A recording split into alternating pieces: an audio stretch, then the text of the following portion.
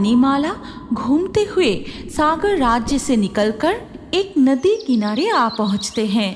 फिर नदी के बाहर का दृश्य देख मणिमाला पूरी तरह मोहित हो जाती है।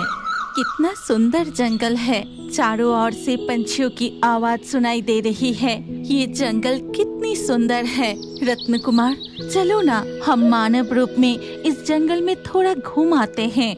फिर वो जादुई मोती की मदद से रूप बदलकर जंगल में घूमती रहती है और जंगल के मीठे फल खाती रहती है। फिर वो दोनों कुछ दूर जाते ही मणिमाला एक बड़ा बगीचा देखती है जहाँ अजीब अजीब फलों के पेड़ लगे हैं। और तभी मणिमाला की नजर पड़ती है। रत्न कुमार, उस फल को देखो, ऐसा लाल केला तो मैंने पहले कभी नहीं देखा। जरूर बहुत स्वादिष्ट होगा। चलो ना, चलकर उसे खाते हैं। इतना कहकर वो दोनों बगीचे की ओर बढ़ते हैं। तभी वहाँ टूनी चिड़िया आकर कहती है, नहीं नहीं, मत जाओ उस बगीचे में। वो बगीचा एक चुड़ैल का है। वो किसी को वहाँ आने नहीं देती। आज तक कोई भी पंछी उस बगीचे का फल नहीं खा पाया। तुम भी वहाँ मत जाओ, तुम्हें खतरा हो सकता है। ये कहकर टूनी चिड़िया उड़ जाती है। नहीं मणिमाला, हमें यहाँ और रुकना ठीक नहीं होगा। तुम गर्भवती हो, तुम्हें बहुत सावधानी से रहनी चाहिए और इस समय हमें कोई जोखिम नहीं लेना चाहिए। चलो अब हम लौट जाते हैं।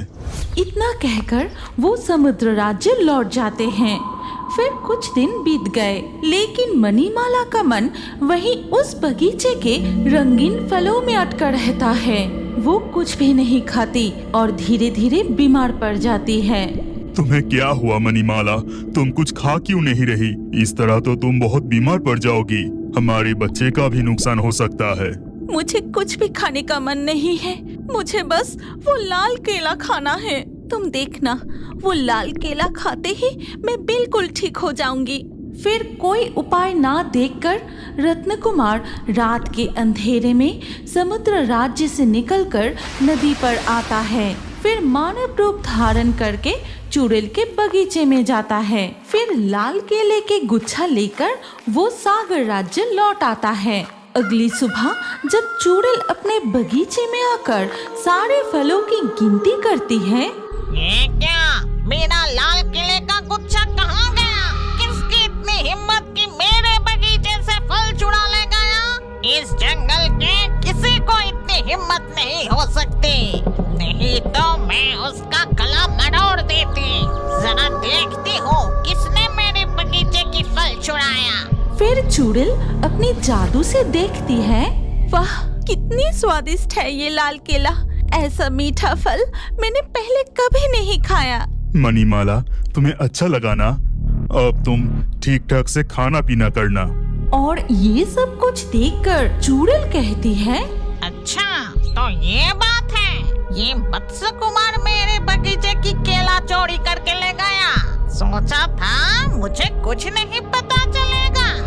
इस चोरी की सजा तुम्हें जरूर मिलेगी। इतना कहकर चुड़ैल वहाँ से अदृश्य होकर सीधे सागर राज्य पहुँचती है। और चुड़ैल को देखकर, ये क्या? चुड़ैल यहाँ कहाँ से आ गई? क्या सोचा था तुमने मेरे बगीचे का फल चुराओगे और मुझे पता भी नहीं चलेगा? देखो अब मैं क्या करती हूँ। माफ कर दो चुड़ैल, मैंने तुम्हारे बगीचे से वो लाल केला चुराया था।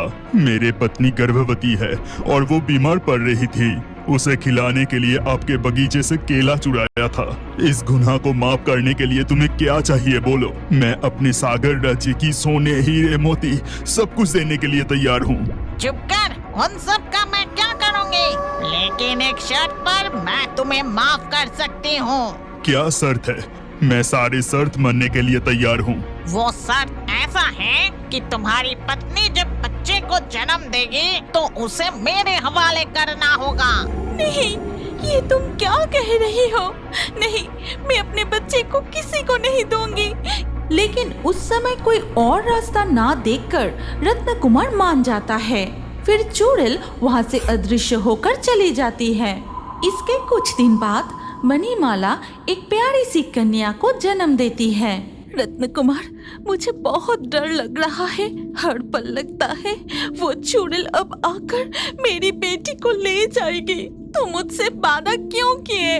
तुम चिंता मत करो मणिमाला, वो चुड़ैल हमारे पास आने से पहले ही हम सागर राज्य से बहुत दूर चले जाएंगे। अब तुम आओ मेरे साथ। इतना कहकर रत्न कुमार और मणिमाला अपनी बेटी को लेकर समुद्र राज्य से निकल पड़ते हैं। लेकिन रास्ते में अचानक उनके सामने आते हैं। क्यों रे? सोचा था मेरे हाथ से बचकर भाग निकलेगा, लेकिन मेरे हाथ से इतनी आसानी से बचा नहीं जा सकता। इतना कहकर चुड़ैल रपुंजल माला को मणिमाला से ले लेती है। नहीं, ऐसा मत करो, मुझे मेरी बेटी लौटा दो। वो तो एक जल परी कन्या है। अगर उसे ऊपर ले जाओगी तो वो पानी के बिना कैसे जिएगी? मैं उसे इंसान बनाकर रखूंगी और जल परी की पूंछ दूर एक गुफा में छुपा दूंगी। तुम लोग कभी भी अपनी बेटी को जल राज्य वापस नहीं ला पाओगे। चुड़ैल रपुंजल माला को लेकर वहाँ से अदृश्य हो जाती है और जमीन पर एक ऊंचे पेड़ की चोटी पर एक घर बनाकर उसे रखती है ताकि वो कभी वहाँ से भाग ना सके। फिर वो जलपरी कन्या को मानव रूप देकर उसकी मछली की पूंछ को एक जादुई गुफा में छुपा देती है। छोटी जलपरी, अब मैं तुझे प्यार से पालूंगी। अगर तू बड़ी होकर यहाँ से भागने की कोशिश करेगी तो मैं तेरी पूंछ जला दूंगी और उससे तू भी जलकर राख हो जाएंगी। इसी तरह दिन बीतने लगे और मानव के रूप में छोटी जलपरी बड़ी होती जाती है। इस रपुंजल माला के पास एक जादुई शक्ति थी। वो अपने बालों को जब चाहे छोटा या लंबा कर सकती थी और चुड़ैल उसी बालों को पकड़कर पैरों से ऊपर नीचे करती थी और चुड़ैल उससे अपनी सारे काम करवाती थी।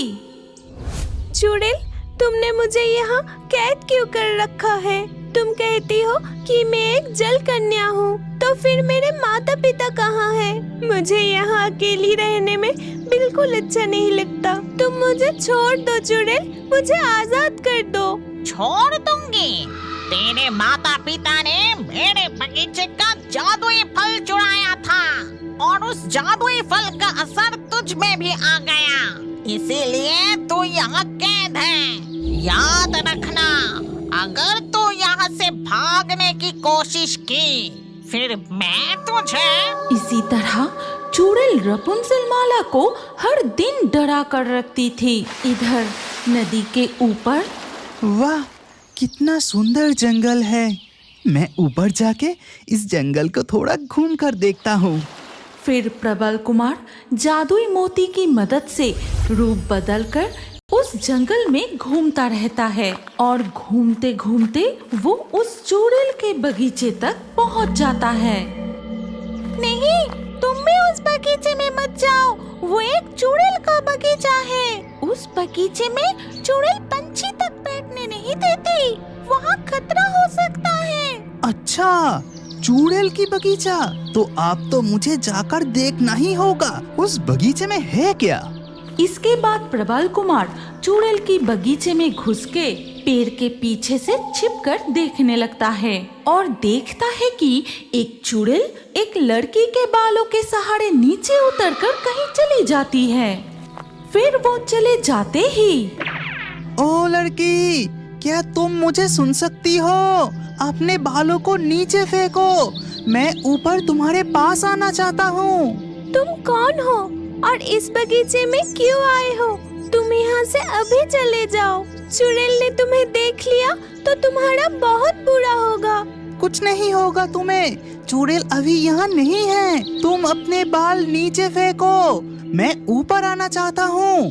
फिर रपुंजल माला अपने बाल नीचे करती है और प्रबल कुमार बालों के सहारे ऊपर चढ़ जाता है।